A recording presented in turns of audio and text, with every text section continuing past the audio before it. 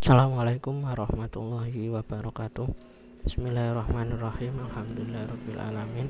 Allahumma sholli ala sayyidina Muhammadin al-fatih lima uhlik wal hatimah sabab nasirul haqi bil haq walati ila siratikal mustaqim wa ala alihi haqqa qadri wa miqdaril azim. Rabbi shrahli sadri wa yassir li amri wahlul 'uqdatam min lisani yafqahu qawli. Amin ya rabbal alamin. Alhamdulillah, pada kesempatan kali ini kita diberi kesehatan, keselamatan, motivasi sehingga kemudian kita bisa melanjutkan kajian kita. Ya, kali ini kita akan mengkaji tentang metode konseling individual. Yang kedua, sholawat serta salam marilah kita aturkan kepada junjungan Nabi Agung Muhammad Shallallahu Alaihi Wasallam.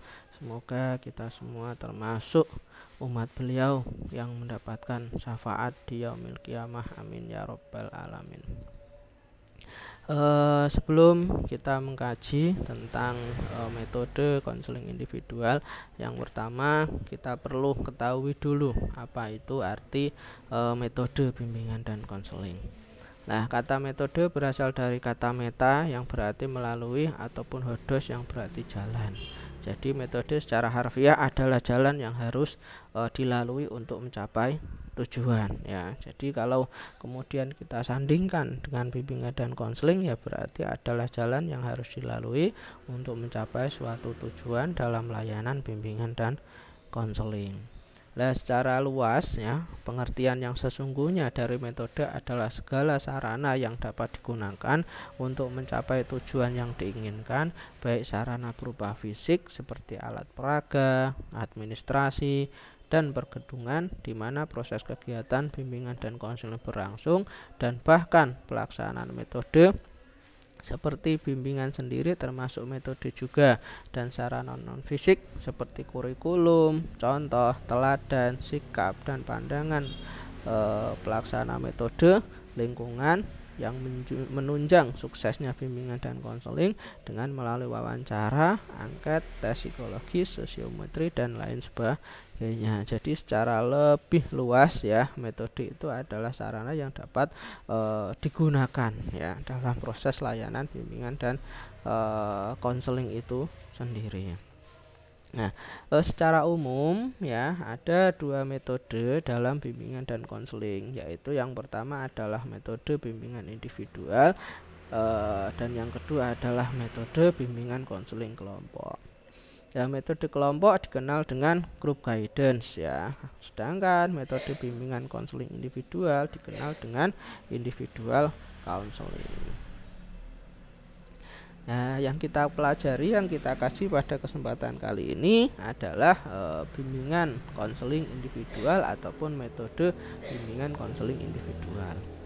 Nah, melalui metode ini, upaya pemberian atau bantuan diberikan secara individual dan langsung bertatap muka atau berkomunikasi antara pembimbing atau disebut konselor, ya, dan juga siswa atau kita sebut sebagai klien atau konseling, ya. Jadi secara langsung, ya, ataupun tatap muka. Tapi kalau kemudian keadaan pandemi seperti ini, kita bisa memanfaatkan media-media, ya, yang bisa kemudian membantu, ya, komunikasi secara individual antara konselor dan juga konseling, misalnya dengan WhatsApp, ya, Facebook Messenger, ya, Telegram, ya. Intinya bantuan itu diberikan secara individual, ya. Dengan perkataan lain, pemberian bantuan dilakukan melalui hubungan yang bersifat face to face relationship, ya, hubungan empat mata yang dilaksanakan dengan wawancara antara pembimbing atau konselor dengan siswa atau konseli. Jadi di ini sekali lagi hubungannya itu bersifat individual, ya, face to face relationship, ya, empat mata, ya. Tapi sekali lagi, jika kemudian keadaan pandemi ini, konseling individual itu bisa dilaksanakan melalui media-media komunikasi yang lain, ya. Kemudian yang selanjutnya, masalah-masalah yang dipecahkan melalui teknik konseling ataupun metode konseling adalah masalah-masalah yang bersifat pribadi. Jadi masalahnya adalah masalah-masalah yang bersifat pribadi ya, untuk kemudian menyelesaikan masalah atau apa ya, untuk kemudian dilaksanakannya bimbingan konseling individual ya. Kemudian dalam konseling individual, konselor dituntut untuk mampu bersikap penuh simpati dan juga empati ya. Jadi penting ya dalam konseling individual, konselor harus bersikap simpati dan juga bersikap empati. Simpati ditujukan oleh konselor melalui sikap turut merasa apa yang sedang dirasakan. Jadi seorang konselor itu harus ikut merasakan apa yang kemudian konseli rasakan.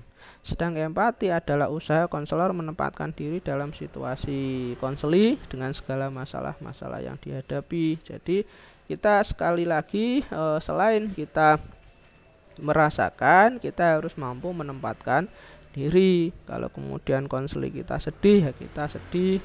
Konseli kita keadaannya memprihatinkan, ya kita prihatin ya. Itulah yang kemudian disebut simpati dan juga empati.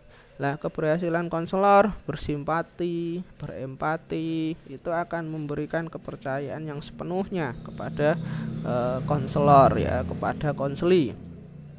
Jadi konseli itu nanti percaya apa yang kemudian diberikan ataupun bantuan yang diberikan kepada konseli, karena memang tadi konselor sudah bersikap empati maupun simpati. Keberhasilan bersimpati, berempati dari proses konseling juga akan membantu keberhasilan proses konseling. Jadi simpati, empati itu sangat membantu dalam rangka kesuksesan, keberhasilan suatu proses konseling. Nah, di sini ya kita akan mengkaji tentang metode ya konseling individual ya. Nah, ada beberapa metode ya dalam konseling individual. Yang pertama yang akan kita kaji adalah konseling direktif. Konseling direktif ya merupakan suatu konseptualisasi atau kerangka acuan berpikir tentang bagaimana proses konseling berlangsung. Ini konseling ya. Terus yang selanjutnya proses konseling ya itu merujuk pada rangkaian perubahan yang terjadi pada konseli yang berinteraksi dengan seseorang konselor selama jangka waktu tertentu ya. Jadi pengertian dari konseling itu sendiri ya itu merupakan suatu kerangka berpikir ya dalam sebuah proses konseling ya. Terus kemudian yang selanjutnya proses konseling itu yang seperti apa ya? Proses konseling itu merupakan rangkaian ya perubahan yang kemudian terjadi pada konseli ya dalam rangka berinteraksi dengan konselor selama jangka waktu tertentu. Jadi di dalam proses konseling nanti ya otomatis ada ya perubahan-perubahan yang kemudian dialami oleh konseli ya selama berinteraksi dengan konselor. Nah, sedangkan ya konseling direktif itu sendiri menurut Pak Gunarso berpendapat bahwa konseling direktif adalah konselor mengambil peran penting dan berusaha memberi pengarahan yang sesuai dengan penyelesaian masalahnya. Jadi di sini konselor mengambil peran penting mengarahkan konseli dalam rangka menyelesaikan masalahnya. Konselor menjadi pusat dalam proses penyelesaian masalah. Jadi konseling direktif ini adalah konseling yang berpusat pada konselor karena konselor mengambil peran ya mengarahkan sesuai dengan penyelesaian masalahnya. Konseling direktif sering disebut dengan threat factor konseling ya, threat factor konseling. Jadi nanti kalau kalian mendengar threat factor konseling, oh itu sama dengan konseling direktif, di mana menekankan pemahaman diri melalui testing psikologis dan penerapan pemahaman itu dalam memecahkan beraneka ragam masalah yang dihadapi ya. Jadi dimana dalam threat and factor counseling ya itu menekankan ya pemahaman diri melalui testing psikologis. Jadi untuk memahami konseling kita ya dalam konseling direktif itu biasanya seorang konselor itu mengadakan yang namanya testing psikologis ya, dites ya bagaimana psikologisnya agar supaya untuk untuk penerapan pemahaman individu ya, karena memang kita tahu bahwa individu kita berbeda-beda, pemecahan masalahnya juga berbeda-beda. Maka untuk mengetahui masalahnya kita harus melalui testing individu ataupun testing psikologis ya. Konselor secara sadar mengadakan strukturalisasi dalam proses konseling dan berusaha mempengaruhi arah perkembangan konseling dan kebaikan konseling itu sendiri. Ketika kemudian dilakukan testing ya, kita sudah memahami konseling kita, kemudian seorang konselor itu melakukan restrukturisasi ya di struktur kognisinya, afeksinya itu di strukturisasi, diubah strukturnya ya, dan kemudian berusaha mempengaruhi agar supaya konseling itu bisa lebih baik. Konseling ini menilai tinggi kemampuan manusia untuk berpikir rasional dan memandang masalah konseling sebagai masalah yang harus dipecahkan dengan menggunakan kemampuan itu. Jadi di sini ya dalam threat and factor counseling ataupun konseling direktif ini seorang konselor itu harus memiliki kemampuan rasional yang tinggi ya, karena memang harus membantu, harus mengarahkan ya konseling dalam rangka memecahkan masalah itu. Jadi memang harus bekerja keras ya, karena memang pusat konselingnya adalah berpusat pada konselor. Kemudian tujuan konseling direktif ya. Konseling dan psikoterapi memiliki tujuan untuk penyusunan kembali kepribadian, pemenuhan makna hidup, penyembuhan gangguan emosional, penyesuaian terhadap masyarakat, pencapaian kebahagiaan dan kepuasan, pencapaian aktualisasi diri, peredaran kecemasan, serta penghapusan tingkah laku maladaptif dan pola-pola tingkah laku adaptif ya. Jadi di sini ini adalah tujuan dari konseling direktif ya. Selanjutnya adalah langkah-langkah konseling direktif ya. Yang pertama adalah analisis tentang klien. Jadi klien ini ataupun konseling ini dianalisis tadi melalui testing psikologis. Yang selanjutnya ataupun dengan pemahaman-pemahaman yang lain. Yang selanjutnya adalah pensintesisan data untuk mengenali kekuatan-kekuatan dan kelemahan-kelemahan dari konseling. Ketika kita sudah melakukan analisis, kemudian kita sintesiskan ya kira-kira kelemahannya apa, kemudian kekuatannya apa dari konseling yang kita layani. Setelah itu adalah diagnosis masalah ya, masalahnya didiagnosis ya, diteliti, dicari tahu. Yang selanjutnya adalah prognosis atau prediksi tentang pengembangan masalah selanjutnya. Setelah kemudian sudah tahu, sudah dianalisis masalahnya, kemudian prognosis ya, pengembangan masalah ya, dirumuskan ya masalahnya apa ya. Setelah didiagnosis kemudian dirumuskan, ternyata masalahnya adalah ini, depresi, masalahnya adalah ini ya. Jadi dirumuskan masalahnya melalui prognosis. Selanjutnya adalah setelah diketahui masalahnya ya, sudah diprediksi masalahnya, yang selanjutnya adalah pemecahan masalah, dipecahkan masalahnya. Dan yang terakhir adalah tindak lanjut ataupun peninjauan hasil-hasil konseling. Ketika pemecahannya masalahnya sudah dipecahkan, selanjutnya ditindaklanjuti, ditinjau kembali hasil-hasil dari pelaksanaan layanan konseling tersebut. Yang selanjutnya ya tadi kita sudah mengkaji tentang konseling direktif. Yang selanjutnya adalah konseling non direktif. Konseling non direktif merupakan upaya bantuan pemecahan masalah yang berpusat pada klien. Kalau direktif berpusat pada konselor, tapi kalau non direktif berpusat pada klien. Nah, ini kebalikan dari konseling direktif ya. konseling non direktif ini juga disebut sebagai client center terapi ya. Kalau tadi konseling direktif itu disebut threat and factor ya, diingat-ingat. Kalau kemudian konseling non direktif disebut sebagai client center terapi. Nah, pendekatan konseling non direktif ini dipelopori oleh Bapak Carl Rogers ya. Ini adalah perumus ya dari konseling non direktif.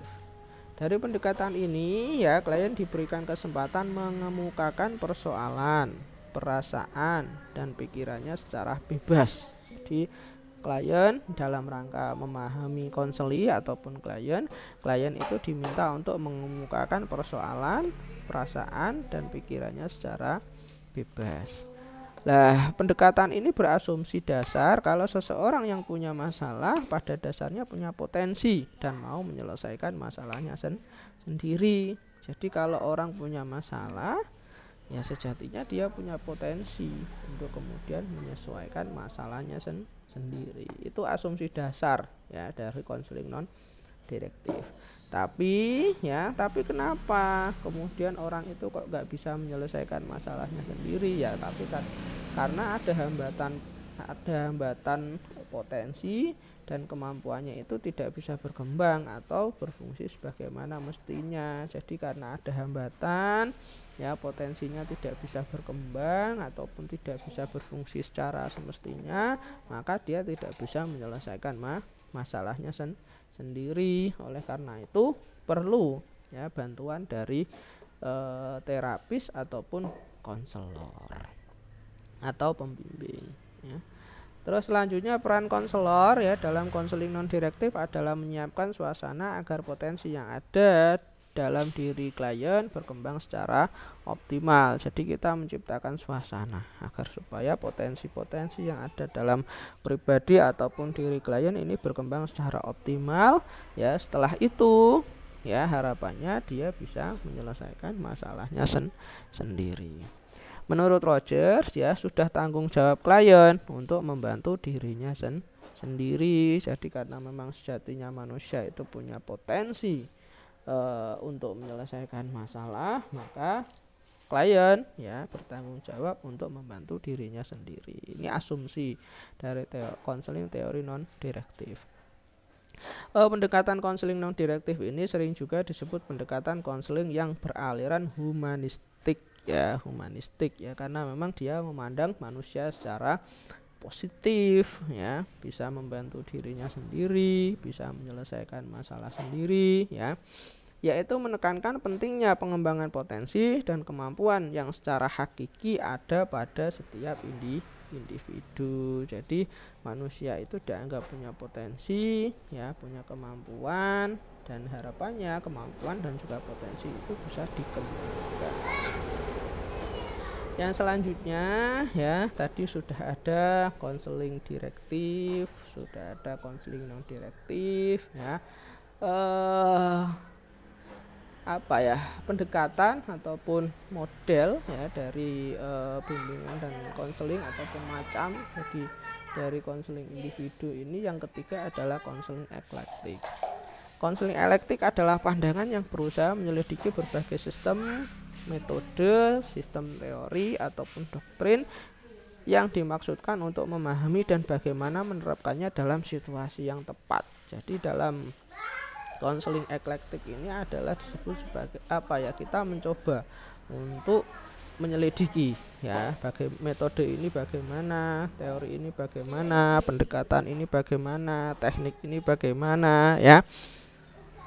Lah itu itu semua itu nantinya akan diterapkan pada situasi yang tepat. Kapan kita menggunakan behavioristik, kapan kita menggunakan humanistik, kapan kita menggunakan psikoanalisis ya, itu kita selidiki ya. Makanya konseling eklektik ini disebut sebagai konseling nano ya, ataupun gado-gado, karena dia mencoba untuk mencampur adukan, menggabungkan, mengkomparasikan antara berbagai metode, teknik, pendekatan ya, di dalam bimbingan dan konseling. Oleh karena itu kalau di dalam pandangan ini ya digunakan berbagai teori dalam pendekatannya. Hal ini dilakukan karena tidak ada satu teori yang sahih ya. Jadi kenapa kemudian menggunakan konseling eklektik? Karena asumsinya bahwa tidak ada teori yang sepenuhnya ataupun mutlak kebenarannya. Yang kedua, setiap teori memiliki kelemahan dan juga kelebihan masing-masing. Jadi setiap teori itu punya kelemahan, punya kelebihan. Suatu teori dapat diterapkan dalam satu kasus tetapi tidak dapat digunakan dalam kasus yang lain. Hal inilah yang menyebabkan digunakannya berbagai teori dalam pendekatannya. Jadi yang pertama, karena tidak ada teori yang mutlak benar. Yang kedua, setiap teori ada kelemahan kelebihan. Yang ketiga, suatu teori ya ataupun pendekatan ya itu bisa diterapkan pada kasus, cocok diterapkan pada kasus yang ini tapi belum tentu cocok diterapkan pada kasus yang lain. Itulah kemudian kita menggunakan berbagai macam teori ataupun pendekatan. Jadi ini nanti ya di dalam proses konseling campur-campur ya antara menggunakan pendekatan direktif dan juga pendekatan non direktif ya, kolaborasi ya. Nah, asumsi dasar ya dari teori eklektik ini adalah dalam kenyataan praktek konseling tidak semua masalah bisa diselesaikan dengan satu teori saja. Jadi setiap masalah itu tidak bisa diselesaikan dengan satu teori, kenyataannya seperti itu ya. Nah, pendekatan teori mana yang cocok itulah yang kemudian digunakan. Jadi mana teori yang cocok itulah kemudian yang digunakan. Karena memang tidak setiap masalah bisa diselesaikan dengan satu teori. Nah, di sini ada beberapa faktor. Yang pertama, sifat masalah yang dihadapi, misalnya kesulitan atau kompleksitas. Jadi masalah-masalah itu kan berbeda-beda tingkat kesulitan ataupun tingkat kompleksitasnya. Makanya penyelesaiannya pun juga berbeda-beda, pendekatannya juga berbeda-beda. Yang selanjutnya, kemampuan klien dalam memainkan perannya dalam proses konseling. Jadi setiap klien itu potensinya, perannya, terus kemudian kemampuannya berbeda-beda ya. Oleh karena itu kita dalam memberikan pendekatan, metode ya, teknik itu juga harus berbeda-beda sesuai dengan potensi yang ada pada konseling yang kita layani. Yang ketiga, kemampuan dari konselor itu sendiri. Nah, kemampuan konselor juga berbeda-beda. Makanya konselor bisa menyesuaikan dengan kemampuan yang dimiliki. Yang selanjutnya, tujuan dari konseling eklektik ya. Tujuan konseling eklektik adalah membantu klien mengembangkan integritasnya pada level tertinggi. Jadi agar supaya konseling ini berkembang integritasnya ya, kebaikannya pada level yang tertinggi yang ditandai oleh adanya aktualisasi diri dan integritas yang memuaskan. Jadi aktualisasi dirinya memuaskan, integritasnya memuaskan. Dan untuk mencapai tujuan yang memuaskan, maka klien dibantu untuk menyadari sepenuhnya situasi masalahnya. Jadi harus dipahamkan dulu masalahnya seperti apa. Dan selanjutnya mengajari klien untuk melatih pengendalian di atas masalah tingkah laku. Jadi setelah tahu masalahnya, kemudian diajari bagaimana mengendalikan ataupun mengatasi masalah. Eklektik secara langsung fokus pada tingkah laku, tujuan, masalah, dan sebagainya. Bukan bicara tentang tingkah laku, tujuan, dan juga masalah. Jadi dia lebih pada fokus pada tingkah laku, tujuan, dan juga masalahnya. Ya, dia tidak bicara tentang masa lalunya, tapi bicara tentang yang sekarang seperti itu. Dalam konselor eklektik ini, konselor berperan secara bervariasi, misalnya sebagai konselor, psikiater, guru, konsultan, pelatih, dan juga mentor. Jadi karena tadi konfigurasi ya, gabungan, maka terkadang konselor juga berperan menjadi konselor bagi konseli, berperan sebagai psikiater, berperan sebagai guru ya, berperan sebagai konsultan, berperan sebagai pelatih, dan juga berperan sebagai mentor bagi konseli. Tahapan-tahapannya ya sebenarnya di dalam konseling eklektik tidak menganut tahapan yang spesifik. Namun Karhoff ya mengemukakan model konseling sistematik pada eklektik ini disusun menjadi 6 tahapan.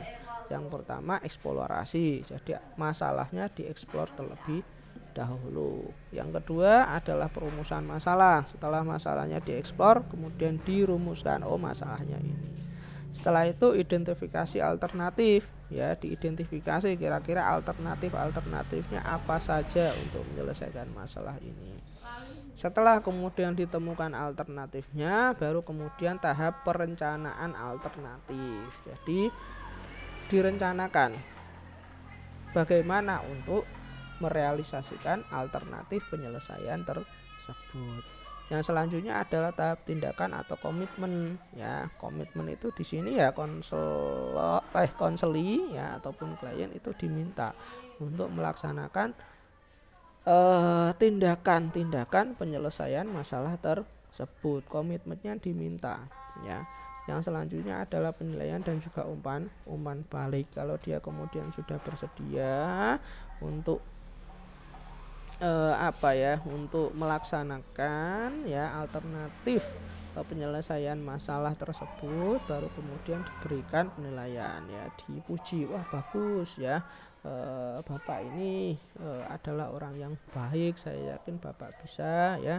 Terus kemudian diumpan balik ya, jadi tadi ya ini adalah sesuatu yang positif ya, saya yakin Bapak bisa. Misalnya saja saya baru saja dapat konseli ya ataupun klien ya, jadi singkat cerita ya dia merasa sendirian ya, kemudian setelah itu dia berkomitmen untuk kemudian bergaul ya ataupun berinteraksi dengan orang lain. Nah, setelah dia mau seperti itu, baru kemudian dipuji bahwa diberikan penilaian bahwa jenengan ini adalah orang baik ya, otomatis saya yakin jenengan mampu untuk berinteraksi dengan orang lain ya, dan saya yakin orang lain juga akan nyaman dengan pribadi jenengan karena jenengan adalah orang baik. Yaitu adalah namanya tahap penilaian atau umpan balik. Oke, demikian yang bisa saya sampaikan berkenaan dengan konseling individu ya, ataupun model konseling individu, yang mana ada 3 pendekatan. Yang pertama adalah direktif, non direktif, dan juga eklektik ya. Semoga bermanfaat. Terima kasih atas segala atensinya. Mohon maaf atas segala kekurangan. Dari saya cukup sekian. Assalamualaikum warahmatullahi wabarakatuh.